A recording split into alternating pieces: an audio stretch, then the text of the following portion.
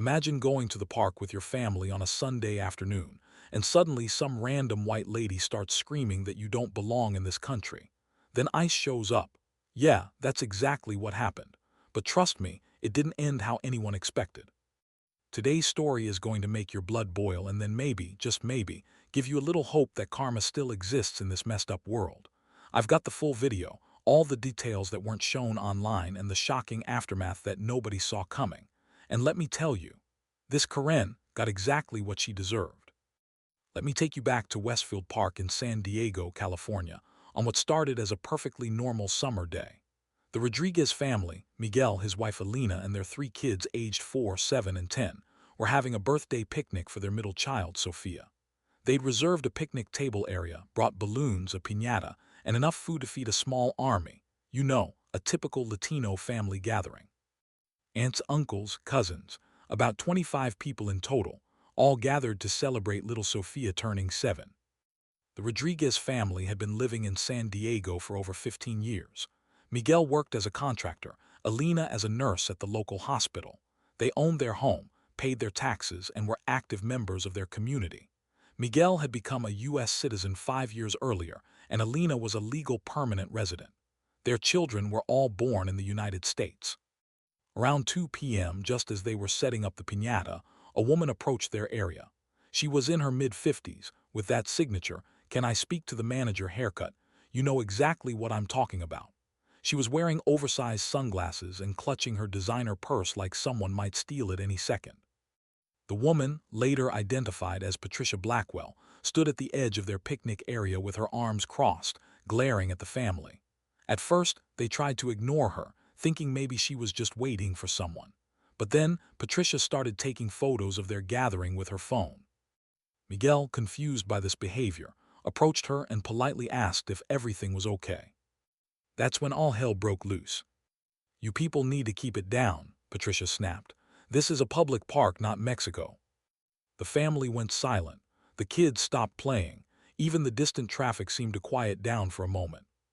Miguel, still trying to be respectful, explained they had reserved the space and were celebrating his daughter's birthday. He pointed to the permit they had obtained from the parks department, properly displayed on their table. But Patricia wasn't having it. "I don't care what piece of paper you have. There are too many of you and you're being too loud. You people always are." By now, Alina had joined her husband, putting a protective arm around their youngest child who had run over, sensing the tension. "Ma'am," Alina said calmly, "we're just celebrating our daughter's birthday. We have every right to be here." Patricia's face turned an alarming shade of red. She stepped closer, pointing her finger directly at Alina's face. "Do you even speak English? Are you all even legal?" Several family members gasped. Miguel's brother started recording on his phone. Thank God he did, because what happened next is what blew this story up online. Patricia went on a 3-minute rant that would make your jaw drop. I'm not going to repeat every slur and racist comment she made, but here's a taste of what she screamed at this family. "Go back to where you came from. You're probably all illegal anyway. My tax dollars shouldn't be paying for your kids to use MY parks." The children began crying. Other parkgoers stopped to stare. A couple of teenagers nearby started filming too. Miguel tried to de-escalate. "Please, there are children here. If you have a problem, call the park ranger, but we're not doing anything wrong." "Oh, I'm calling someone, all right," Patricia seethed, pulling out her phone. "I'm calling ICE. Let's see your papers." Now at this point, most of the Rodriguez family was just trying to comfort the kids and ignore this woman. They knew their rights. They knew they had done nothing wrong. But imagine being those children, having a birthday ruined by someone telling you that you don't belong in the country where you were born. Patricia made a show of dialing a number and speaking loudly into her phone. "Yes, hello. I'd like to report a large group of illegal immigrants causing a disturbance at Westfield Park. They're being very aggressive. I feel threatened." This was a blatant lie, and the videos later proved it. The only person being aggressive was Patricia. About 20 minutes later, 20 long, uncomfortable minutes where Patricia stood nearby, continuing to take photos and make comments, a park ranger arrived. Patricia immediately rushed over to him.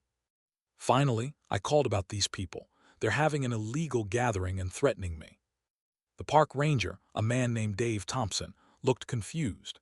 He glanced over at the Rodriguez family, clearly seeing a birthday party with crying children and uncomfortable adults. "Ma'am, what exactly is the problem here?" he asked Patricia. "They're too loud, there are too many of them, and I doubt they're even supposed to be in this country," Patricia said, not bothering to lower her voice. Ranger Thompson sighed in a way that suggested he'd dealt with similar complaints before. "Did you ask them to lower their noise level before calling me?" "Why should I have to?" Patricia demanded. "And anyway, I also called ICE. They should be here soon." The ranger looked genuinely alarmed at this. He walked over to the Rodriguez family, checked their permit, and confirmed they had every right to be there. He apologized for the disturbance and assured them they weren't doing anything wrong. Patricia was furious. "So you're just going to let them take over the whole park? What about my rights as a taxpayer?" "Ma'am," Ranger Thompson said firmly, "they have a valid permit. The noise level is perfectly acceptable for a daytime gathering in this area. I'm going to have to ask you to either enjoy the park elsewhere or leave if you can't do so without disturbing others." Patricia was stunned. She clearly expected the authority figure to automatically take her side. "Well, it doesn't matter. ICE is on their way, and we'll see who needs to leave then." Here's where the story takes its first unexpected turn. About 10 minutes after the ranger left, he stayed nearby to keep an eye on the situation. Two official-looking vehicles pulled into the parking lot. Men in uniforms approached the area. Patricia's face lit up with vindictive glee. She practically skipped over to meet them. "Thank you for coming so quickly. They're over there," she said, pointing dramatically at the Rodriguez family. But the officers walked right past her and approached Miguel instead. They identified themselves, and yes, they were from Immigration and Customs Enforcement. "We received a call about a disturbance," one agent said. Miguel, looking nervous despite knowing his family's status, began to explain the situation. But the ICE agent held up his hand to stop him. "Sir, we're not here for you or your family." The agent turned and looked directly at Patricia, who was hovering nearby, eager to see the family being questioned. "Are you Patricia Blackwell?" the agent asked her. The smile fell from Patricia's face. "Yes, I'm the one who called you about these people." "Ms. Blackwell, we need to speak with you privately." Patricia looked confused but followed the agents a short distance away. The conversation was heated, Patricia gesturing wildly, her voice rising, then falling to an urgent whisper. After about 5 minutes, the agents escorted Patricia to one of their vehicles. The Rodriguez family and other witnesses watched in shock as Patricia was placed in the back of an ICE vehicle and driven away. So what the hell happened? Well, it turns out our Corinne had some secrets of her own. Patricia Blackwell wasn't actually Patricia Blackwell. Her real name was Patricia Koslowski, and she had been living under a false identity for over a decade. She wasn't even American, she was Canadian, and had overstayed her visa by nearly 12 years. Here's the real kicker. ICE hadn't come because of Patricia's call about the Rodriguez family. They came because when she gave her name to make the complaint, it triggered an alert in their system. They'd been looking for her for years in connection with identity theft and fraud charges back in Canada. The irony was almost too perfect. The woman who tried to sic immigration authorities on a law-abiding family was herself an illegal immigrant with a criminal record. But wait, the story gets even better or worse, depending on how you look at it. Remember those teenagers who were filming? They posted their videos online, and within hours, San Diego Corinne gets arrested after harassing Latino family was trending. The clips showed Patricia's racist tirade, her false claims to the ranger, and yes, her being driven away by ICE. The internet did its thing. Patricia's real identity was quickly uncovered. It turned out she had been working as a real estate agent in San Diego under her false identity. She had built a whole life around this fake persona, even joining community Facebook groups where, get this, she frequently complained about immigrants not assimilating and taking advantage of the system. But the plot thickens even further. As internet sleuths dug deeper into Patricia's past, they discovered she had fled Canada in 2009 after being charged with embezzling nearly $200,000 from the law firm where she worked as an office manager. She had stolen a colleague's identity, established credit in their name, then disappeared with the money. For 12 years, she had been living comfortably in Southern California, building a career selling million-dollar homes, all while hiding from her past and apparently harboring intense resentment toward immigrants. despite being one herself. The story exploded online. News outlets picked it up. The hashtag #ICEKaren trended for days. The videos were viewed millions of times. Everyone from immigration activists to conservative commentators had something to say about the case. Miguel Rodriguez was interviewed on local news, where he expressed shock at the outcome but also compassion. "We didn't want anyone to get arrested," he said. "We just wanted to enjoy our daughter's birthday in peace. Nobody deserves to be treated the way she treated us, but nobody deserves to be torn from their life either. It's a sad situation all around." Alina was less forgiving. "She tried to terrorize our children," she said. "She wanted our family split up and deported, and all while she was hiding from her own crimes." The comment sections on these news stories and social media posts were battlegrounds. Some people celebrated the karma of it all, a xenophobe caught in her own trap. Others pointed out the problematic nature of celebrating anyone being detained by ICE, regardless of the circumstances. Debates raged about immigration policy, racism, and justice. Trisha's case brought together strange bedfellows. Immigration hardliners who might normally applaud ICE actions found themselves uncomfortable supporting the detention of a white Canadian woman whose crime was financial fraud, not violent. Meanwhile, immigration advocates who typically criticize ICE found themselves in the awkward position of acknowledging satisfaction in seeing a racist face consequences. As the story gained national attention, more details emerged about Patricia's life in San Diego. Former clients came forward with stories about her making casual racist remarks during home showings. A neighbor recalled how Patricia had called police on a Latino gardening crew working in the neighborhood, claiming they looked suspicious. The owner of a local Mexican restaurant revealed that Patricia had once demanded to be seated away from those people, referring to a Spanish-speaking family.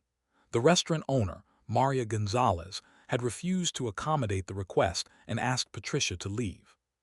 "I never forgot her face," Maria told reporters. "When I saw her on the news, I immediately recognized her. Some people carry hate wherever they go." But perhaps the most surprising twist came when Patricia's ex-husband in Canada was located by journalists. Dennis Koslowski had divorced Patricia in 2008, shortly before she disappeared with the embezzled money. "I'm not surprised she ended up this way," Dennis said in a phone interview. "Patricia always had two faces, the charming one she showed to people she thought were important, and the cruel one she showed to everyone else. The irony is, her parents were immigrants from Poland. She grew up hearing stories about how hard it was for them to be accepted in Canada. Somehow she forgot all that." Meanwhile, the Rodriguez family was dealing with unexpected fame. Supporters sent gifts for Sofia, whose birthday had been ruined. A local event planning company offered to throw her a new party, free of charge. A GoFundMe set up by a community member raised over $20,000 for the family, money they decided to donate to immigrant rights organizations. But they also received threats. Anti-immigrant groups accused them of setting up Patricia, despite all evidence to the contrary. The family temporarily relocated to stay with relatives after their home address was posted online by trolls. 3 weeks after the incident, Patricia appeared in immigration court. Looking nothing like the confident woman from the viral video, she sat slumped in her chair as the judge denied her bail, citing her history of identity theft and flight risk. Her attorney argued that Canada was unlikely to prosecute the decade-old embezzlement case and that Patricia had built a productive life in the U.S., even if under false pretenses. "She has paid taxes, contributed to her community, and harmed no one during her time here," the lawyer claimed, conveniently ignoring the psychological harm she'd inflicted on the Rodriguez family and likely others. The judge wasn't swayed. Patricia was ordered held until arrangements could be made with Canadian authorities for her return to face the outstanding charges there. As Patricia was led from the courtroom, a reporter shouted a question. "Do you regret what you said to the Rodriguez family?" Patricia didn't answer, but the look she gave, captured in a photograph that would later appear on numerous news sites, spoke volumes. There was no remorse, only anger at being caught. 6 months later, Patricia was extradited to Canada. She eventually pleaded guilty to reduced charges and served 14 months in prison. After her release, she disappeared from public view, likely changing her name yet again and starting over somewhere new. The Rodriguez family tried to move on too. They changed their phone number and eventually moved to a different neighborhood, but they refused to be driven from the city they called home.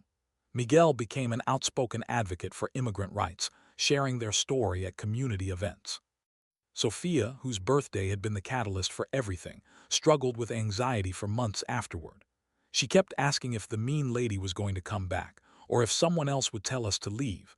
Elena recalled in a follow-up interview a year later. No child should ever feel unwelcome in their own country. The viral video of the incident is still used in cultural sensitivity training for park rangers and police officers in several California cities. Ranger Thompson, who handled the initial complaint, was commended for his professional response to the situation. So what can we learn from this wild story? A few things. First, hate often comes from projection. Patricia attacked others for the very thing she was guilty of herself. How many times have we seen this pattern? The loudest accusers often hiding their own sins. Second, in today's connected world, public behavior has consequences. Patricia might have gotten away with her harassment in the pre-smartphone era. Today, bad behavior gets recorded, shared, and can change the course of your life in an instant. Third, the immigration system in this country remains deeply complicated and often contradictory. While many celebrated Patricia's detention as karma, it's worth asking, should anyone be subjected to fear and family separation, regardless of their behavior or status? The system that Patricia tried to weaponize against an innocent family ultimately caught her in its net instead. But is that justice or just irony? And finally, this story reminds us that you never really know someone's full story. The Rodriguez family, targeted for looking like immigrants, included U.S. citizens and legal residents who had built their lives honestly. Patricia, who presented herself as a patriotic American concerned about rule-breaking foreigners, was herself a fugitive hiding from justice behind a stolen identity. In the end, the park where this all began installed a new plaque near the picnic area. It doesn't mention the incident specifically, but its message is clear. All who come in peace are welcome here. The Rodriguez family still lives in San Diego. They still celebrate birthdays in public parks, but they always bring extra food now, enough to share with strangers. It's our way of building community, Miguel explains. The best response to hate is to create more connections, more understanding. As for Patricia, last reports placed her somewhere in Western Canada, possibly living under yet another name. And while she's free from prison now, in many ways she remains imprisoned by the same hatred and fear that led her to lash out at a family simply trying to celebrate a child's birthday. The story of the Ice Karen remains a powerful reminder that those who are quickest to question others' right to belong might be hiding questions about their own legitimacy.